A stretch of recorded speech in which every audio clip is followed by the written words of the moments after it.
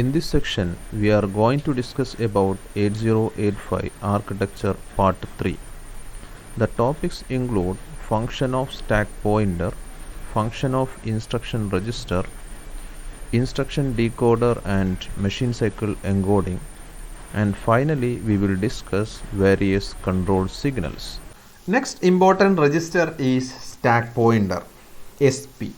The stack is a set of memory locations specified by the programmer for use in a particular fashion. So, stack is a sequence of memory location in RAM which is used for saving the register contents and return address during subroutine call and interrupt. Data is stored in stack on LIFO basis. LIFO means last in first out basis. Stack is always has a unique location where data has to be written into stack. So that location where finally the data is saved in stack, that location address is available in stack pointer.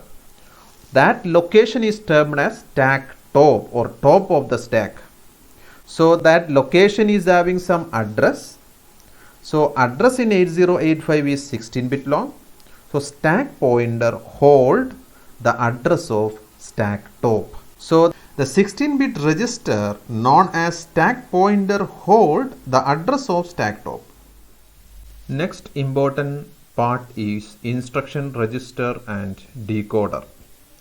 8085 instructions are 1 byte, 2 byte or 3 byte in length. First byte of instruction indicates operation to be performed, what operation to be done. This byte is called opcode. The process of taking opcode from memory location to instruction register, that is inside MUPI, is termed as opcode fetching. That is, opcode is loaded directly into instruction register. The opcode is of 8-bit wide or 1 byte length. This opcode from instruction register is loaded into decoder and machine cycle encoding block. Here the opcode is decoded and provides all the information related to that instruction to develop a sequence of operation which is required to execute that instruction. Here it is to be noted that input to instruction decoder and machine cycle encoding is 8-bit, and after doing decodation and machine cycle encoding, it contains so many information related to that instruction, that is 2 raised to 8 signals will be available, that is transferred into timing and control block. So next block is timing and control block. The function of timing and control is to provide timing and control signal to MUPI to perform various operations. The various control signals are ready signal, RD bar signal, WR bar signal and ALE signal. What is the function of ready signal? It is an input signal to the microprocessor. It is used by microprocessor to sense whether a peripheral device is ready for data transfer or not. If the peripheral device is not ready, it will make the ready input low. Then MUPI wait till the ready input goes high.